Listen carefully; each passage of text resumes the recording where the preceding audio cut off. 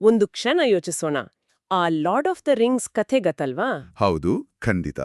ಆ ಉಂಗುರ ನಾಶವಾಗುವ ಅದ್ಭುತ ಕಥೆ. ಎಕ್ಸಾಕ್ಟ್ಲಿ. ಆ ಉಂಗುರ ಬೆಂಕಿಯಲ್ಲಿ ಬಿದ್ದು ನಾಶವಾದ ದಿನ, ಆಮೇಲೆ ಮಹಾನ್ ಕವಿ ಡಾಂಟೆ ತನ್ನ ಕಾಲ್ಪನಿಕ ನರಕದ ಪ್ರಯಾಣ ಶುರು ಮಾಡಿದ ದಿನ, ಮತ್ತೆ ಪ್ರಾಚೀನ ಸಂಪ್ರದಾಯಗಳ ಪ್ರಕಾರ ದೇವರು ಈ ಇಡೀ ಜಗತ್ತನ್ನೇ ಸೃಷ್ಟಿಸಿದ ದಿನ, ಇವೆಲ್ಲವೂ ಕ್ಯಾಲೆಂಡರ್ನ ಒಂದೇ ನಿರ್ದಿಷ್ಟ ದಿನಾಂಕದಂದು ಬರ್ತವೆ ಅಂದ್ರೆ ನಂಬೋಕ್ಕಾಗತ್ತಾ? ಕೇಳೋಕೆ ಸ್ವಲ್ಪ ಆಶ್ಚರ್ಯ ಅನ್ಸುತ್ತೆ. ಯಾವ ದಿನಾಂಕ ಅದು? ಅದುವೇ ಮಾರ್ಚ್ 25. ವಾವ್! ಅಂದ್ರೆ ಮೇಲ್ನೋಟಕ್ಕೆ ಇದೇನೋ ವಿಚಿತ್ರ ಕಾಕತಾಳೀಯ ಅಂತ ಅನ್ಸ್ಬೋದು. ಆದ್ರೆ ಇತಿಹಾಸನ ಮತ್ತೆ ಸಾಹಿತ್ಯನ ಸ್ವಲ್ಪ ಆಳವಾಗಿ ಗಮನಿಸಿದ್ರೆ ಇದರ ಹಿಂದೆ ಒಂದು ದೊಡ್ಡ ಡಿಸೈನ್ ಇದೆ ಅನ್ನೋದು ಅರ್ಥ ಆಗತ್ತೆ. ಹೌದು ಅಲ್ವಾ? ಖಂಡಿತ. ಮನುಷ್ಯನ ಮನಸ್ಸು ಯಾವತ್ತಿಗೂ ಘಟನೆಗಳನ್ನ ಬಿಡಿಬಿಡಿಯಾಗಿ ನೋಡೋದಕ್ಕೆ ಇಷ್ಟಪಡಲ್ಲ. ಅದನ್ನ ಒಂದು ದೊಡ್ಡ ಕಥೆಯ ಭಾಗವಾಗಿ ನೋಡೋಕೆ ಟ್ರೈ ಮಾಡತ್ತೆ. ಕರೆಕ್ಟ್. ನಮ್ಮ ಇಂದಿನ ಈ ಆಳವಾದ ಅಧ್ಯಯನದಲ್ಲಿ ನಾವು ಇತಿಹಾಸದ ಇಂಥದೇ ಒಂದು ರೋಚಕ ಘಟನೆಯ ಹಿಂದಿನ ಆಳವಾದ ಅರ್ಥನ ಹುಡುಕೊರಟಿದ್ದೀವಿ. ಅಂದ್ರೆ ಇವತ್ತಿನ ವಿಷಯ ಕೇವಲ ಒಂದು ಹಿಸ್ಟ್ರಿ ಪಾಠ ಅಲ್ಲ. ಖಂಡಿತ ಅಲ್ಲ. ಇಂದು ನಾವು ಚರ್ಚಿಸ್ತಿರೋದು ಇತಿಹಾಸದ ದಿಕ್ಕನ್ನೇ ಶಾಶ್ವತವಾಗಿ ಬದಲಿಸಿದ ಒಂದು ಕ್ಷಣದ ಬಗ್ಗೆ, ಅದೇ ಕ್ರೈಸ್ತ ನಂಬಿಕೆಯಲ್ಲಿ ಬರುವ ಮಂಗಳವಾರ್ತೆ ಅಂದ್ರೆ ದಿ ಅನಾನ್ಸಿಯೇಷನ್ ಮತ್ತು ಅದಕ್ಕೆ ಮರಿಯಳು ನೀಡಿದ ಸಮ್ಮತಿಯ ಬಗ್ಗೆ. ಇದೊಂದು ಬಹಳ ಆಳವಾದ ವಿಷಯ. ಇದಕ್ಕೆ ನಾವು ಯಾವೆಲ್ಲ ಮೂಲಗಳನ್ನು ಬಳಸ್ತಿದ್ದೀವಿ?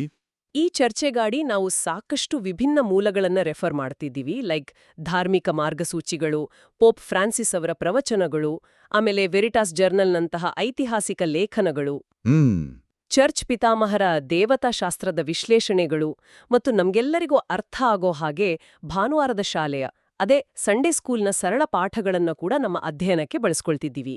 ಅಂದ್ರೆ ಈ ಎಲ್ಲ ಮೂಲಗಳನ್ನ ಒಟ್ಟಿಗೆ ಇಟ್ಟು ನೋಡಿದಾಗ ನಮ್ಗೆ ಸಿಗೋ ಒಳನೋಟಗಳು ನಿಜಕ್ಕೂ ವಿಸ್ಮಯಕಾರಿಯಾಗಿರುತ್ತೆ. ಹೌದು.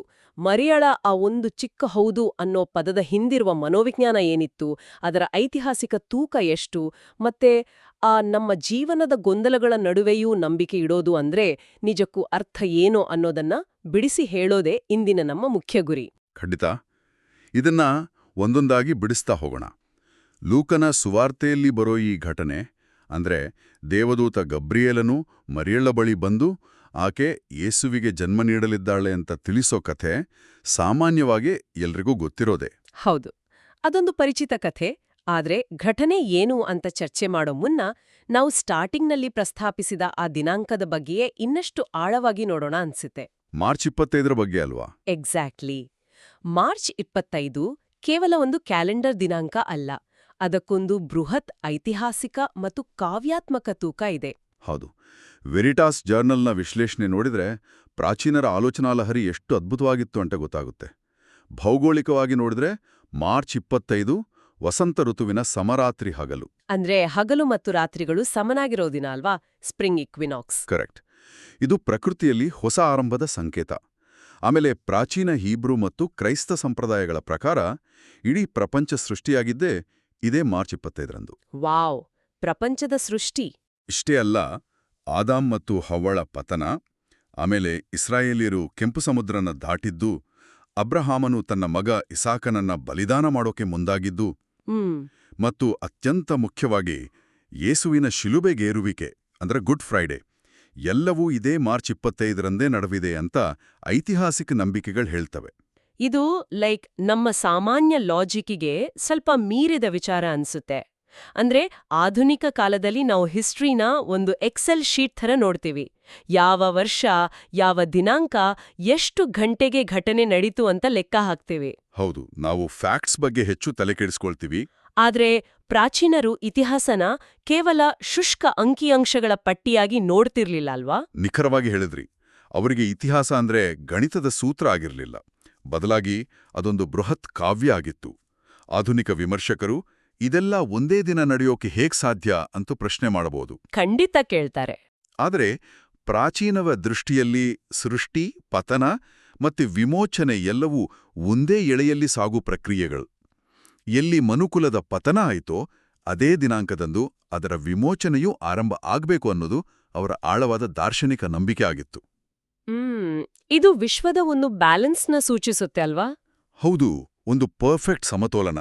ಏನ್ ಗೊತ್ತಾ, ಇಂಗ್ಲಿಷ್ನಲ್ಲಿ ಸಿಂಬಲ್ ಅನ್ನೋ ಪದ ಇದೆಯಲ್ಲ, ಅದರ ಗ್ರೀಕ್ ಮೂಲನ ನೋಡಿದ್ರೆ ಒಟ್ಟಿಗೆ ಸೇರಿಸೋದು ಅನ್ನೋ ಅರ್ಥ ಬರುತ್ತೆ. Oh, to throw together. Exactly. March 25 ಈ ದಿನಾಂಕ ಇತಿಹಾಸದ ಕ್ಯಾನ್ವಸ್ನಲ್ಲಿ ಒಂದು ಸುವರ್ಣ ದಾರದ ತರ ಕೆಲಸ ಮಾಡುತ್ತೆ.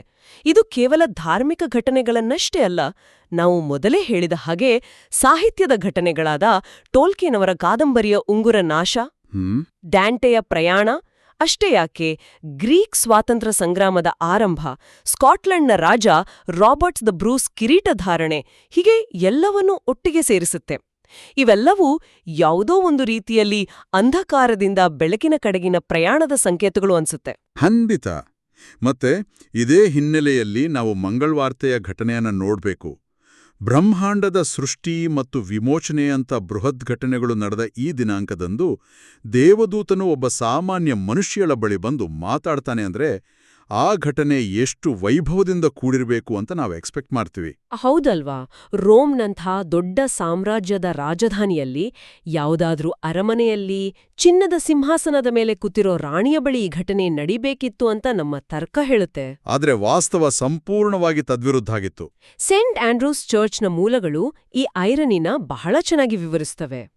ಈ ಐತಿಹಾಸಿಕ ಘಟನೆ ನಡೆದದ್ದು ನಾಜರೇತನ್ನೋ ಅತ್ಯಂತ ಹಿಂದುಳಿದ ಮೂಲೆಗುಂಪಾದ ಹಳ್ಳಿಯಲ್ಲಿ. ಹೌದು, ಆ ಕಾಲದಲ್ಲಿ ನಾಜರೇತಿನಿಂದ ಏನಾದ್ರೂ ಒಳ್ಳೇದ್ ಬರೋಕ್ ಸಾಧ್ಯನಾ ಅನ್ನೋ ಗಾದೆ ಮಾತೇ ಫೇಮಸ್ ಆಗಿತ್ತು. ಅಂದ್ರೆ ಆ ಊರಿನ ಪರಿಸ್ಥಿತಿ ಎಷ್ಟು ಕಳಪೆಯಾಗಿತ್ತು ಅನ್ನೋದನ್ನ ನಾವು ಊಹಿಸಬಹುದು. ಊರಿನ ಕತೆ ಹಾಗಿರಲಿ, ಸ್ವತಃ ಮರಿಯಳ ಪರ್ಸನಲ್ ಲೈಫ್ ಕೂಡ ಸಂಪೂರ್ಣ ಗೊಂದಲಮಯ ಆಗಿತ್ತು. ಆಕೆಗೆ ಕೇವಲ ನಿಶ್ಚಿತಾರ್ಥ ಆಗಿತ್ತು, ಮದುವೆ ಆಗಿರ್ಲಿಲ್ಲ. ಓ, ಆ ಕಾಲದ ಕಠಿಣ ಯಹೂದಿ ಕಾನೂನುಗಳ ಪ್ರಕಾರ ಮದುವೆಗೂ ಮುನ್ನ ಗರ್ಭಿಣಿಯಾದ್ರೆ? ಹೌದು, ಸಮಾಜದಿಂದ ಕಲ್ಲೇಟು ತಿಂದು ಸಾಯಬೇಕಾದ ಭೀಕರ ಪರಿಸ್ಥಿತಿ ಇತ್ತು. ಇಡೀ ಸಮಾಜ ರೋಮನ್ರ ಕ್ರೂರ ದಬ್ಬಾಳಿಕೆಯ ಅಡಿಯಲ್ಲಿದ್ದ ಕಠಿಣ ಕಾಲ. ಬಡತನ, ಅಸುರಕ್ಷತೆ ಮತ್ತೆ ರಾಜಕೀಯ ಅಸ್ಥಿರತೆ ಆಕೆಯನ್ನ ಸುತ್ತುವರಿಯುತ್ತಿತ್ತು. ಒಂದು ನಿಮಿಷ, ಇಲ್ಲಿ ನಾನೊಂದು ನೇರವಾದ ಪ್ರಶ್ನೆ ಕೇಳಲೇಬೇಕು. ನಮ್ಮ ಮೂಲಗಳ ಪ್ರಕಾರ ದೇವದೂತ ಗಬ್ರಿಯೇಲನು ಬಂದು ಆಕೆಯನ್ನ ಅತ್ಯಂತ ದಯೆ ಹೊಂದಿದವಳೆ ಅಂತ ಕರೀತಾನೆ. ಹೌದು, ಹೈಲಿ ಫೇವರ್ಡ್ ಒನ್. ಆದ್ರೆ ಮರಿಯಳ ನೈಜ ಜೀವನದ ಪರಿಸ್ಥಿತಿನ ನೋಡಿದ್ರೆ ಅದು ಆಶೀರ್ವಾದದ ಬದಲು ಆಪತ್ತಿನ ತರ ಕಾಣಿಸ್ತಿತ್ತಲ್ವಾ? ಮದುವೆಗೂ ಮುನ್ನ ಗರ್ಭಿಣಿಯಾಗೋದು, ಸಮಾಜದ ನಿಂದನೆ, ಆಮೇಲೆ ಮುಂದೆ ಡೆಲಿವರಿಗೆ ಸರಿಯಾದ ಜಾಗವೂ ಸಿಗದೆ ಬೆತ್ಲೆಹೆಮ್ಮಿನ ದನದ ಹಟ್ಟಿಯಲ್ಲಿ ಮಗುವಿಗೆ ಜನ್ಮ ನೀಡೋ ಭೀಕರ ಬಡತನ. ನಿಜ. ಇದು ಹೇಗಿದೆ ಅಂದ್ರೆ, ಯಾರೋ ಒಬ್ರು ಉರಿಯುತ್ತಿರೋ ಕಟ್ಟಡದಲ್ಲಿ ಸಿಕ್ಕಿಬಿದ್ದು ಸಹಾಯಕ್ಕಾಗಿ ಒದ್ದಾಡುತ್ತಿರುವಾಗ ಅವರಿಗೆ ಬಂದು ಬಹುಮಾನ ಕೊಟ್ಟ ಹಾಗೆ ಇದೆ. ಮುಂದೆ ದೇವಾಲಯದಲ್ಲಿ ಸಿಮಿಯೋನನು ಮರಿಯಳಿಗೆ ನಿನ್ನ ಹೃದಯವನ್ನು ಒಂದು ಕತ್ತಿ ಸೀಳುವುದು ಅಂತ ಬೇರೆ ಎಚ್ಚರಿಸ್ತಾನೆ. ಇಷ್ಟೆಲ್ಲ ಕಷ್ಟಗಳನ್ನ ಅನುಭವಿಸೋದೇ ದೇವರ ದಯೆ ಎನಿಸ್ಕೊಳ್ತಾ. ನೋಡಿ, ನೀವು ಕೇಳಿದ ಈ ಪ್ರಶ್ನೆ ಆಧ್ಯಾತ್ಮಿಕ ಜೀವನದ ಅತೀ ದೊಡ್ಡ ಸವಾಲುಗಳಲ್ಲಿ ಒಂದು. ನಾವು ಈ ದೇವರ ದಯೆ ಅಥವಾ ಕೃಪೆಯನ್ನ ಯಾವಾಗಲೂ ಭೌತಿಕ ಸುಖ, ಬ್ಯಾಂಕ್ ಬ್ಯಾಲೆನ್ಸ್ ಅಥವಾ ಯಾವುದೇ ಕಷ್ಟಗಳಿಲ್ಲದ ಸ್ಮೂತ್ ಆದ ಜೀವನ ಅಂತ ತಪ್ಪಾಗಿ ಅರ್ಥ ಮಾಡ್ಕೊಳ್ತೀವಿ. ಹೌದು, ಸಾಮಾನ್ಯವಾಗಿ ನಾವೆಲ್ಲ ಹಾಗೆ ಅಂದ್ಕೊಳ್ಳೋದು. ಆದ್ರೆ ದೇವತಾಶಾಸ್ತ್ರದ ಪ್ರಕಾರ ಕೃಪೆ ಅಂದ್ರೆ ಅದಲ್ಲ. ಕೃಪೆ ಅಂದ್ರೆ ಅತ್ಯಂತ ಕಠಿಣ ಪರಿಸ್ಥಿತಿಗಳಲ್ಲೂ ಗೊಂದಲಗಳದ ಮೆಸ್ನ ನಡುವೆಯೂ ದೇವರ ಉಪಸ್ಥಿತಿ ನಮ್ ಜೊತೆ ಇರೋದು. ಆಕೆಯ ಜೀವನದಲ್ಲಿ ಕಷ್ಟಗಳಿದ್ವು, ಆದ್ರೆ ಆ ಕಷ್ಟಗಳನ್ನ ಎದುರಿಸೋ ಶಕ್ತಿಯನ್ನ ಆ ದಯೆ ನೀಡ್ತಿತ್ತು. ಓ, ಅಂದ್ರೆ ದೇವರು ನಮ್ಮ ಗೊಂದಲಗಳನ್ನ ಮ್ಯಾಜಿಕ್ ತರ ಮಾಯ ಮಾಡೋದಿಲ್ಲ, ಬದಲಾಗಿ ಆ ಗೊಂದಲಗಳ ನಡುವೆಯೇ ತನ್ನ ಕೆಲ್ಸವನ್ನ ಮಾಡ್ತಾನೆ ಅಂತಾಯ್ತು. ಎಕ್ಸಾಕ್ಟ್ಲಿ. ಹಾಗಾದ್ರೆ ಇಂಥ ಆತಂಕಕಾರಿ ಪರಿಸ್ಥಿತಿಯಲ್ಲಿ ಆಕೆ ಅಗಾಧವಾದ ಜವಾಬ್ದಾರಿಯನ್ನ ಅಕ್ಸೆಪ್ಟ್ ಮಾಡ್ಕೊಳ್ಳೋಕೆ ಹೇಗ್ ಸಾಧ್ಯ ಆಯಿತು? ಅದೇ ಈ ಘಟನೆಯ ಅತ್ಯಂತ ಕುತೂಹಲಕಾರಿ ಭಾಗ. ಸಿಸ್ಟರ್ಸ್ ಆಫ್ ಮರ್ಸಿ ಅಧ್ಯಯನ ವಿವರಿಸೋ ಹಾಗೆ, ಮರಿಯಳು ದೇವದೂತನ ಮಾತನ್ನ ಕೇಳಿದ ತಕ್ಷಣ ಕುರುಡಾಗಿ ಯಾವುದೇ ಯೋಚನೆ ಇಲ್ಲದೆ ತಲೆದೂಗಿ ಒಪ್ಕೊಳ್ಳಿಲ್ಲ. ಹೌದಾ? ಹೌದು. ಅವಳದು ಅತ್ಯಂತ ತಾರ್ಕಿಕ ಮತ್ತೆ ಪ್ರಶ್ನಿಸುವ ಮನಸ್ಸು. ಆಕೆ ದೇವದೂತನಿಗೆ ನಾನು ಪುರುಷನನ್ನು ಅರಿಯದವಳಾಗಿದ್ದೇನಲ್ಲ, ಇದು ಹೇಗೆ ಸಾಧ್ಯ ಅಂತ ನೇರವಾದ ಪ್ರಶ್ನೆನೇ ಕೇಳಿದಳು. ಆಕೆ ಗಾಬರಿಯಾಗಿದ್ಲು, ಆದ್ರೆ ವಾಸ್ತವನ ಅರ್ಥ ಮಾಡ್ಕೊಳ್ಳೋಕೆ, ಆ ಪ್ರಕ್ರಿಯೆಯ ಹಿಂದಿರೋ ಲಾಜಿಕ್ನ ಅರಿಯೋಕೆ ಟ್ರೈ ಮಾಡಿದ್ಲು. ವಾವ್, ಈ ಅಂಶ ನನ್ಗೆ ಬಹಳ ಇಷ್ಟ ಆಯ್ತು. ನಂಬಿಕೆ ಅಂದ್ರೆ ನಮ್ಮ ಬುದ್ಧಿನ ಬದಿಗಿಟ್ಟು ಕಣ್ಣು ಮುಚ್ಕೊಳ್ಳೋದಲ್ಲ, ಬದಲಾಗಿ ಪ್ರಶ್ನೆಗಳ ಮೂಲಕವೇ ಸತ್ಯದ ಆಳವನ್ನ ಅರಿಯೋದು ಅಲ್ವಾ? ಖಂಡಿತ. ಪೋಪ್ ಫ್ರಾನ್ಸಿಸ್ ಅವರು ತಮ್ಮ 2020ರ ಸಂದೇಶದಲ್ಲಿ ಮರಿಯಳ ಈ ಸಮ್ಮತಿಯ ಮನೋವಿಜ್ಞಾನನ ಬಹಳ ಸೊಗಸಾಗಿ ವಿವರಿಸಿದ್ದಾರೆ. ಮರಿಯಳ ಒಪ್ಪಿಗೆ ಕೇವಲ ವಿಧಿಯ ಬರವಣಿಗೆಗೆ ತಲೆಬಾಗಿದ ನಿಷ್ಕ್ರಿಯ, ಅದೇ ಪ್ಯಾಸಿವ್ ಒಪ್ಪಿಗೆ ಆಗಿರ್ಲಿಲ್ಲ. ಹೌದು, ಏನಾಗುತ್ತೋ ಆಗ್ಲಿ, ನನ್ ಕೈಲಿ ಏನಿದೆ ಅನ್ನೋ ಹತಾಶೆಯ ಮಾತದಾಗಿರ್ಲಿಲ್ಲ. ಕರೆಕ್ಟ್. ಅದು ಸಂಪೂರ್ಣ ಅರಿವಿನಿಂದ ಕೂಡಿದ ಸಕ್ರಿಯ, ಆಕ್ಟಿವ್ ಬಯಕೆಯಾಗಿತ್ತು. ಸರಿ ಹೇಳಿದ್ರಿ. ಆಕೆ ತನ್ನನ್ನ ತಾನು ಸೇವೆಕಿ ಅಂದ್ರೆ ಹ್ಯಾಂಡ್ಮೇಡ್ ಅಂತ ಕರ್ಕೊಂಡ್ಲು. ಪ್ರಾಚೀನ ಕಾಲದಲ್ಲಿ ಸೇವೆಕಿ ಅಂದ್ರೆ ಕೇವಲ ಆದೇಶನ ಪಾಲಿಸುವ ಗುಲಾಮಳಲ್ಲ. ಮತ್ತೆ ಯಾರು? ಬದಲಾಗಿ ಯಜಮಾನನ ಕೈಯ ವಿಸ್ತರಣೆಯಾಗಿ, ಅಂದ್ರೆ extension of the employers hand ಆಗಿ, ಆತನ ಉದ್ದೇಶನ ಈಡೇರಿಸೋಕ್ಕೆ ತನ್ನನ್ನು ತಾನು ಸಂಪೂರ್ಣವಾಗಿ ಅರ್ಪಿಸಿಕೊಳ್ಳೋ ವ್ಯಕ್ತಿ. ತನಗೆ ಎದುರಾಗಬಹುದಾದ ಸಾಮಾಜಿಕ ಅವಮಾನಗಳು, ಭವಿಷ್ಯದ ಅನಿಶ್ಚಿತತೆ ಇವೆಲ್ಲದರ ಅರಿವಿದ್ರೂ ಆಕೆ ದೇವರ ಯೋಜನೆಯ ಭಾಗ ಆಗೋಕ್ಕೆ ಒಪ್ಕೊಂಡ್ಲು. ನೀವು ಈ ಸಕ್ರಿಯ ನಂಬಿಕೆಯ ಬಗ್ಗೆ ಹೇಳ್ತೀವಾಗ ನಂಗೆ ಭಾನುವಾರದ ಶಾಲೆಯಲ್ಲಿ ಮಾಡೋ ಕೆಲವು ಇಂಟ್ರೆಸ್ಟಿಂಗ್ ಪ್ರಯೋಗಗಳು ನೆನಪಾಗ್ತಿದೆ. ಓ, ಸಂಡೇ ಸ್ಕೂಲ್ ಎಕ್ಸ್ಪೆರಿಮೆಂಟ್ಸ್? ಹೌದು. ನಂಬಿಕೆ ಅಂದ್ರೆ ಏನು ಅಂತ ಮಕ್ಕಳಿಗೆ ವಿವರಿಸೋಕೆ ಅವರು ಫಿಸಿಕ್ಸ್ನ ಒಂದು ಆಟ ಆಡಿಸ್ತಾರೆ. ಅರ್ಧ ನೀರು ತುಂಬಿದ ಗಾಜಿನ ಲೋಟದ ಮೇಲೆ ಒಂದು ದಪ್ಪ ಕಾರ್ಡ್ಬೋರ್ಡ್ ಇಟ್ಟು ಅದನ್ನ ತಲೆಕೆಳಗಾಗಿ ಮಾಡ್ತಾರೆ. ಓಕೆ. ಗ್ರಾವಿಟಿ ನಿಯಮದ ಪ್ರಕಾರ ನೀರು ಕೆಳಗೆ ಬೀಳ್ಬೇಕು ಅನ್ನೋದು ನಮ್ ಲಾಜಿಕ್. ಆದ್ರೆ ಆಶ್ಚರ್ಯ ಏನಂದ್ರೆ ನೀರು ಚೆಲ್ಲೋದಿಲ್ಲ. ಹೌದು, ಅಲ್ಲಿ ಅಟ್ಮಾಸ್ಫಿಯರಿಕ್ ಪ್ರೆಷರ್ ಆ ನೀರನ್ನ ಕೆಳಗೆ ಬೀಳದಂತೆ ಹಿಡಿದಿಟ್ಕೊಂಡಿರುತ್ತೆ.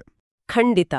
ಮೇಲ್ನೋಟಕ್ಕೆ ಇದು ಅಸಾಧ್ಯ ಅನ್ಸಿದ್ರೂ ನಮಗೆ ಕಾಣದ ಒಂದು ಭೌತಶಾಸ್ತ್ರದ ನಿಯಮ ಅಲ್ಲಿ ಕೆಲಸ ಮಾಡ್ತಿರುತ್ತೆ. ನಮ್ಮ ತರ್ಕಕ್ಕೆ ನಿಲುಕದಿದ್ದರೂ ಆ ನಿಯಮವನ್ನ ನಾವು ನಂಬ್ತೀವಿ. ಅದೇ ರೀತಿ ಮರಿಯಳ ಭವಿಷ್ಯ ಅನಿಶ್ಚಿತ ಆಗಿದ್ರೂ ಆಕೆಗೆ ಕಾಣದ ದೇವರ ಒಂದು ಬೃಹತ್ ಯೋಜನೆ ಅಲ್ಲಿ ಕೆಲಸ ಮಾಡ್ತಿತ್ತು. ಅದ್ಭುತವಾದ ಹೋಲಿಕೆ ಇದು. ಇನ್ನೊಂದು ಆಟದಲ್ಲಿ ಮಕ್ಕಳಿಗೆ ಒಂದು ಪೇಪರ್ ಪ್ಲೇಟ್ನ ತಲೆ ಮೇಲಿಟ್ಕೊಂಡು ಕಣ್ಣಿಗೆ ಕಾಣದಂತೆ ಅದರ ಮೇಲೆ ಚಿತ್ರ ಬಿಡ್ಸೋಕ್ ಹೇಳ್ತಾರೆ. ಆರಂಭದಲ್ಲಿ ತಾವು ಏನು ಗೀಚ್ತಿದೀವಿ, ಇದೇಂತ ವಿಕಾರವಾದ ಚಿತ್ರ ಆಗ್ತಿದೆ ಅಂತ ಅವ್ರಿಗೆ ಅನ್ಸುತ್ತೆ. ನೋಡಕ್ಕೆ ಆಗಲ್ಲ ಅದು. ಹೌದು. ಆದ್ರೆ ಆಟದ ಕೊನೆಯಲ್ಲಿ ಪ್ಲೇಟ್ನ ಕೆಳಗಿಳಿಸಿ ನೋಡಿದಾಗ ಅದೆಲ್ಲವೂ ಸೇರಿ ಒಂದು ಸುಂದರವಾದ ಚಿತ್ರ ಮೂಡಿರುತ್ತೆ. ಇದ್ರ ಅರ್ಥ, ಚಿತ್ರನ ಬಿಡಿಸ್ತಿರೋನಿಗೆ ಪ್ರತಿ ಗೀಚುಗೆರೆ ಹಿಂದಿನ ಉದ್ದೇಶ ಗೊತ್ತಿರುತ್ತೆ. ವಾವ್! ಮರಿಯಳಿಗೆ ಆ ಕ್ಷಣದಲ್ಲಿ ತನ್ನ ಇಡೀ ಭವಿಷ್ಯದ ಚಿತ್ರಣ ಇರ್ಲಿಲ್ಲ, ಆದ್ರೆ ಆ ಚಿತ್ರನ ಬಿಡಿಸ್ತಿರೋ ಕಲಾವಿದನ ಮೇಲೆ ಆಕೆಗೆ ಸಂಪೂರ್ಣ ವಿಶ್ವಾಸ ಇತ್ತು. ಇದು ನಿಜಕ್ಕೂ ಆಳವಾದ ವಿಚಾರ. ಈ ನಂಬಿಕೆ ಕೇವಲ ಅವಳ ವೈಯಕ್ತಿಕ ಭಾವನೆಯಾಗಿರಲಿಲ್ಲ, ಬದಲಾಗಿ ಇದರ ಹಿಂದೆ ಒಂದು ಅಗಾಧವಾದ ದೇವತಾಶಾಸ್ತ್ರದ ಸತ್ಯ ಅಡಗಿದೆ. ಯಾವುದದು ಸತ್ಯ? ಆಂಟಿಯೋಕ್ ಪ್ಯಾಟ್ರಿಯಾರ್ಕೇಟ್ ಮೂಲವು ಪ್ರಾಚೀನ ಚರ್ಚ್ ಪಿತಾಮಹರ ಬರಹಗಳನ್ನ ಉಲ್ಲೇಖಿಸ್ತಾ ಕಿವಿಯ ಮೂಲಕ ಗರ್ಭಧಾರಣೆ ಅನ್ನೋ ಕಾನ್ಸೆಪ್ಟನ್ನ ನಮ್ಮ ಮುಂದಿಡುತ್ತೆ. ಒಂದು ನಿಮಿಷ. ಕಿವಿಯ ಮೂಲಕ ಗರ್ಭಧಾರಣೆ, ಕನ್ಸೆಪ್ಷನ್ ಥ್ರೂ ಹಿಯರಿಂಗ್? ಹೌದು. ಇದೇನು ಹೊಸ ವಿಜ್ಞಾನನೋ ಅಥವಾ ರೂಪಕವೋ? ಇದು ಕೇಳೋಕೆ ಬಹಳ ವಿಚಿತ್ರವಾಗಿದೆಯಲ್ಲ. ದಯವಿಟ್ಟು ಇದನ್ನ ಸ್ವಲ್ಪ ವಿವರಿಸಿ.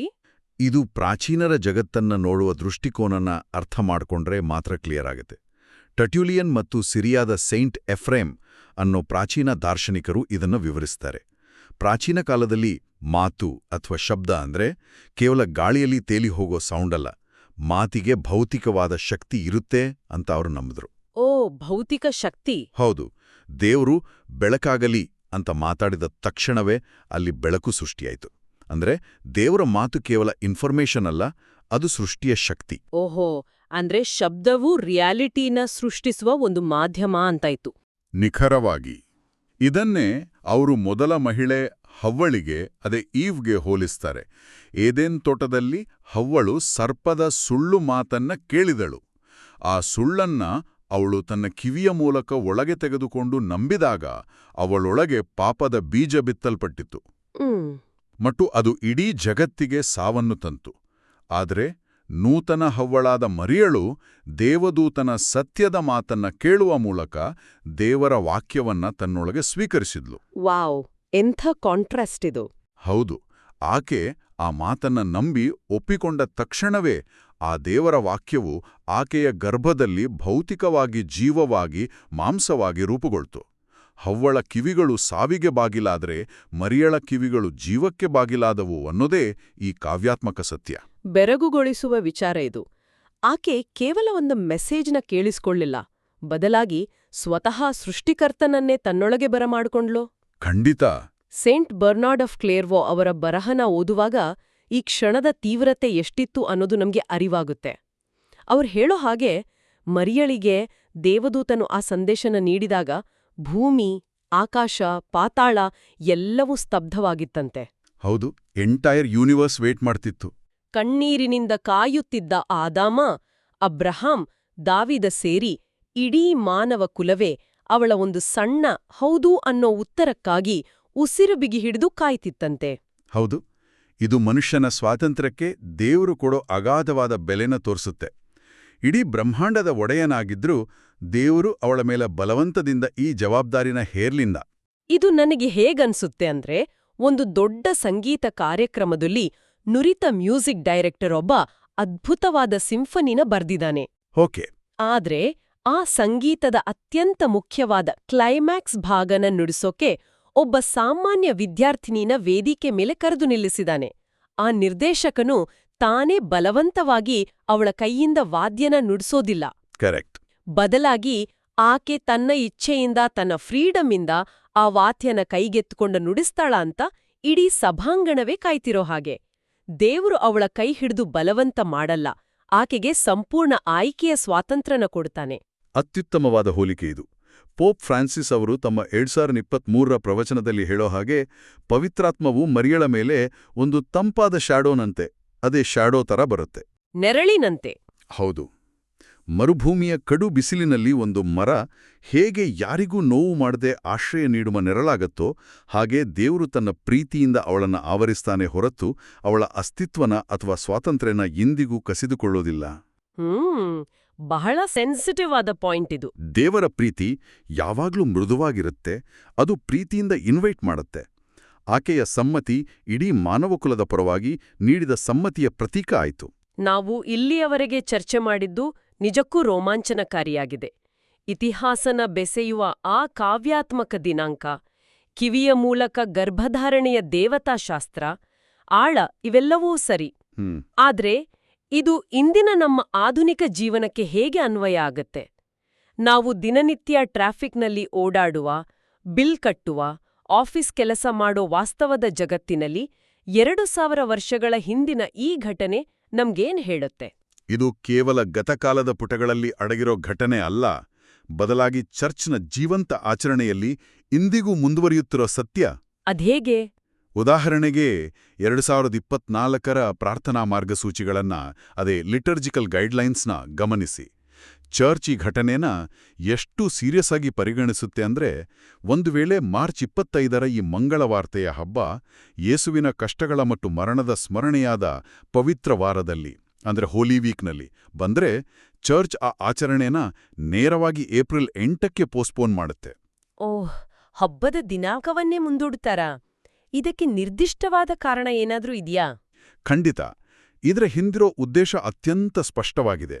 ಶಿಲುಬೆಯ ದುಃಖದ ಮತ್ತು ಮರಣದ ವಾತಾವರಣದ ನಡುವೆ ಈ ಜೀವದ ಆಗಮನದ ಹಬ್ಬನ ಆಚರಿಸಬಾರ್ದು. ಅರ್ಥ ಆಯ್ತು. ಜೀವದ ಆರಂಭ ಮತ್ತು ಜೀವದ ಬಲಿದಾನ ಇವೆರಡಕ್ಕೂ ಅದರದ್ದೇ ಆದ ಪ್ರತ್ಯೇಕವಾದ ಗೌರವ ಮತ್ತು ಪಾವಿತ್ರ್ಯತೆ ಸಿಗ್ಬೇಕು. ಸಾವಿನ ಶೋಕದ ನಡುವೆ ಜೀವದ ಸಂಭ್ರಮ ಕಳೆದುಹೋಗಬಾರದು ಅನ್ನೋದೇ ಇದರ ಆಳವಾದ ಅರ್ಥ. ಅಂದ್ರೆ ಜೀವಕ್ಕೆ ಕೊಡೋ ಅಗಾಧವಾದ ಮೌಲ್ಯ ಇದು. ಇದನ್ನೇ ಪೋಪ್ ಫ್ರಾನ್ಸಿಸ್ ಅವರು ತಮ್ಮ ಎವಾಂಜೇಲಿಯಂ ವಿಟೆ ಅಥವಾ ಜೀವದ ಸುವಾರ್ತೆಯ ಸಂದೇಶದಲ್ಲಿ ಪ್ರಸ್ತಾಪಿಸಿದ್ದು ಅಲ್ವಾ? ಹೌದು, ಎಕ್ಸಾಕ್ಟ್ಲಿ. ಮರಿಯಳು ಈ ಹೌದು ಅನ್ನೋದನ್ನ ಅವರು ಇಂದಿನ ಸಮಾಜದ ಜವಾಬ್ದಾರಿಗಳಿಗೆ ಹೋಲಿಸ್ತಾರೆ. ಇಂದು ನಾವು ಬಡವರು, ವಲಸಿಗರು, ರೋಗಿಗಳು, ವೃದ್ಧರು ಮತ್ತೆ ಗರ್ಭಸ್ಥ ಶಿಶುಗಳ ಜೀವವನ್ನ ರಕ್ಷಿಸುವ ಹೊಣೆ ಹೊರಬೇಕು ಅಂತವರು ಹೇಳ್ತಾರೆ. ಹೌದು, ಸಮಾಜದ ಮೂಲೆಯಲ್ಲಿ ಬಿದ್ದಿರೋ, ಯಾರ ಗಮನಕ್ಕೂ ಬಾರದ ದುರ್ಬಲರಾದ ಜೀವಗಳ ರಕ್ಷಣೆಗೆ ನಾವು ಹೌದು ಎನ್ನಬೇಕು ಅನ್ನೋದೇ ಈ ಹಬ್ಬದ ನೈಜ ಆಚರಣೆ. ನಮ್ಮ ಅಧ್ಯಯನದ ಮೂಲಗಳು ಸ್ಪಷ್ಟಪಡಿಸೋ ಹಾಗೆ ಇದರಲ್ಲಿ ಯಾವುದೇ ರಾಜಕೀಯ ಪಕ್ಷಪಾತ ಇಲ್ಲ. ಇದು ಬಹಳ ಮುಖ್ಯವಾದ ಮಾತು. ಮಾನವನ ಜೀವವನ್ನು ರಕ್ಷಿಸೋದು ಅನ್ನೋದು ಯಾವುದೇ ಲೆಫ್ಟ್ ವಿಂಗ್ ಅಥವಾ ರೈಟ್ ವಿಂಗ್ ರಾಜಕೀಯ ಅಜೆಂಡಾ ಅಲ್ಲ.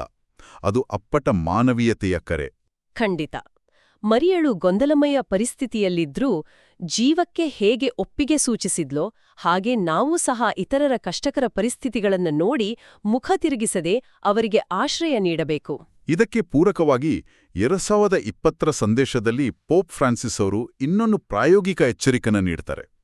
ಮರಿಯಳು ದೇವದೂತನಿಗೆ ನಾಳೆ ಹೇಳ್ತೀನಿ ನನಗೆ ಸ್ವಲ್ಪ ಟೈಮ್ ಕೊಡು ಅಂತ ಮುಂದೂಡ್ಲಿಲ್ಲ. ಹೌದು, ಶಿ ಡಿಂಟ್ ಪೋಸ್ಟ್ಪೋನ್. ಆಕೆ ತಕ್ಷಣವೇ ಪ್ರತಿಕ್ರಿಯಿಸಿದ್ಲು. ಆದ್ರೆ ನಾವೇನ್ ಮಾಡ್ತೀವಿ? ನಮ್ಮ ಆಧ್ಯಾತ್ಮಿಕ ಜೀವನದಲ್ಲಿ ಇತರರಿಗೆ ಸಹಾಯ ಮಾಡೋ ವಿಚಾರದಲ್ಲಿ ಅಥವಾ ದೇವರಿಗೆ ಹತ್ತಿರ ಆಗೋ ವಿಚಾರದಲ್ಲಿ ನಾಳೆ ಮಾಡ್ತೀನಿ, ನೆಕ್ಸ್ಟ್ ವೀಕ್ ನೋಡೋಣ ಅಂತ ಸದಾ ಮುಂದೂಡ್ತಾನೇ ಇರ್ತೀವಿ. ಬಹಳ ಕಾಮನ್ ಇದು. ಆ ಮುಂದೂಡೋ ಪ್ರವೃತ್ತಿನ್ ಬಿಡ್ಬೇಕು ಅನ್ನೋದು ಅವರ ಕರೆ ಆಗಿದೆ. ಲೈಫ್ ಗ್ರೂಪ್ ಸ್ಟಡಿ ಶೀಟ್ ನಮ್ಗೆ ಕೊಡೋ ಒಳನೋಟ ಕೂಡ ಇದೇ ಆಗಿದೆ. ದೇವ್ರು ಮರಿಯಳನ್ನ ಆರಿಸ್ಕೊಂಡಿದ್ದು ಆಕೆ ಪರಿಪೂರ್ಣಳಾಗಿದ್ಲು, ಅವಳ ಬಳಿ ಅಪಾರ ಸಂಪತ್ತಿತ್ತು ಅಥವಾ ಅವಳು ಯಾವುದೇ ತಪ್ಪು ಮಾಡದವಳು ಅನ್ನೋ ಕಾರಣಕ್ಕಲ್ಲ. ಹೌದು, ಆಕೆಯು ನಮ್ಮಂತೆಯೇ ಕಷ್ಟಗಳಲ್ಲಿದ್ದ ಸಾಮಾನ್ಯ ಯುವತಿ. ಅಂದ್ರೆ ದೇವ್ರು ನಮ್ಮನ್ನ ಆರಿಸೋದು ನಾವು ಪರ್ಫೆಕ್ಟ್ ವ್ಯಕ್ತಿಗಳು ಅನ್ನೋ ಕಾರಣಕ್ಕಲ್ಲ, ಬದ್ಲಾಗಿ ಆತನ ಕೃಪೆಯಿಂದ ಅಂದ್ರೆ ಪಿಕ್ಡ್ ಬೈ ಗ್ರೇಸ್ ನಮ್ಮನ್ನ ಆರಿಸ್ತಾನೆ. ಮರಿಯಳಂತೆ ನಾವು ಸಹ ನಮ್ಮದೇ ಮಿತಿಗಳಿದ್ರೂ ಪವಿತ್ರಾತ್ಮನಿಂದ ಶಕ್ತಿ ಪಡೆದು ಬೇರೆಯವರ ಸೇವೆ ಮಾಡೋಕೆ ಪ್ರೇರೇಪಿಸಲ್ಪಡ್ತೀವಿ. ಸತ್ಯ. ಪ್ರತಿಯೊಬ್ಬರ ಜೀವನದಲ್ಲೂ ಗೊಂದಲಗಳಿವೆ, ಕಷ್ಟಗಳಿವೆ, ಒಡೆದೋದ ಸಂಬಂಧಗಳಿವೆ. ನಾನು ಪರ್ಫೆಕ್ಟ್ ಆದ್ಮೇಲೆ ಒಳ್ಳೆ ಕೆಲಸ ಮಾಡ್ತೀನಿ ಅಂದ್ರೆ ಅದು ಎಂದಿಗೂ ಸಾಧ್ಯ ಇಲ್ಲ. ಖಂಡಿತ. ಆ ಗೊಂದಲದಲ್ಲಿಯೇ ದೇವರು ಪವಾಡವನ್ನ ಹುಟ್ಟು ಹಾಕ್ತಾನೆ ಅನ್ನೋದೇ ಈ ಸಂಪೂರ್ಣ ಚರ್ಚೆಯ ಅತಿದೊಡ್ಡ ಸಾರಾಂಶ. ಮರಿಯಳ ಬದುಕಿನ ಆ ಭೀಕರ ಗೊಂದಲದಲ್ಲಿಯೇ ಇಡೀ ಜಗತ್ತಿನ ರಕ್ಷಕ ಜನಿಸಿದನು. ಒಟ್ಟಾರೆಯಾಗಿ ನಮ್ಮ ಇಂದಿನ ಈ ಚರ್ಚೆನ ಅವಲೋಕಿಸೋದಾದ್ರೆ ನಾವು ಹಲವು ಆಳವಾದ ವಿಚಾರಗಳನ್ನ ಸ್ಪರ್ಶಿಸಿದಿವಿ. ಹೌದು. ಬ್ರಹ್ಮಾಂಡದ ಇತಿಹಾಸನ, ಸೃಷ್ಟಿ, ಪತನ, ವಿಮೋಚನೆಯನ್ನ ಒಂದೇ ಎಳೆಯಲ್ಲಿ ಬೆಸೆಯುವ ಮಾರ್ಚ್ 25ರ ಆ ಕಾವ್ಯಾತ್ಮಕ ದಿನಾಂಕ, ನಾಜರೇತ್ ಅನ್ನೋ ಮೂಲೆ ಹಳ್ಳಿಯ ಕಷ್ಟಕರ ಬದುಕು, ಯಾವುದೇ ಬಲವಂತ ಇಲ್ಲದೆ ನೆರಳಿನಂತೆ ಬಂದು ದೇವರು ಕೇಳಿದ ಆ ಒಪ್ಪಿಗೆ, ಮತ್ತು ಅದಕ್ಕೆ ಮರಿಯಳು ಕೇವಲ ಕುರುಡಾಗಿರದೆ ಕುತೂಹಲದಿಂದ ಆದ್ರೆ ಸಂಪೂರ್ಣ ನಂಬಿಕೆಯಿಂದ ನೀಡಿದ ಆ ಸಕ್ರಿಯ ಸಮ್ಮತಿ, ಇವೆಲ್ಲವನ್ನೂ ನಾವಿಂದು ಆಳವಾಗಿ ಅರಿತೆವು. ಖಂಡಿತ.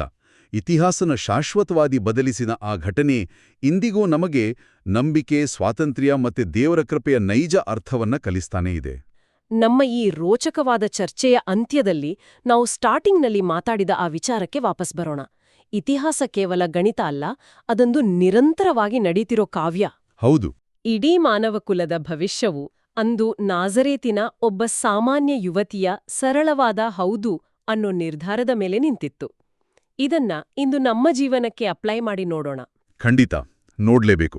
ಇಂದು ನಾವೆಲ್ರೂ ಹೇಳೋಕೆ ಹಿಂದೇಟು ಹಾಕ್ತಿರೋ, ನಾಳೆ ನೋಡೋಣ ಅಂತ ಮುಂದೂಡ್ತಿರೋ ಆ ಒಂದು ಹೌದು ಯಾವುದು? ಯಾರಿಗೋ ಮಾಡ್ಬೇಕಾದ ಒಂದು ಸಣ್ಣ ಸಹಾಯ ಇರಬಹುದು, ಒಡೆದುಹೋದ ಸಂಬಂಧದಲ್ಲಿ ಕೇಳ್ಬೇಕಾದ ಒಂದು ಕ್ಷಮೆ ಇರಬಹುದು, ಅಥವಾ ನಮ್ಮದೇ ಜೀವನದ ಹೊಸ ಹೆಜ್ಜೆ ಇರಬಹುದು. ನಮ್ಮ ಆ ಒಂದು ಸಣ್ಣ ಸಮ್ಮತಿ ಯಾರೋದೋ ಭವಿಷ್ಯನ ಅಥವಾ ನಮ್ಮದೇ ಇತಿಹಾಸನ ಸಂಪೂರ್ಣವಾಗಿ ಬದಲಾಯಿಸಬಲ್ದೇನೋ? ಆಲೋಚಿಸಿ.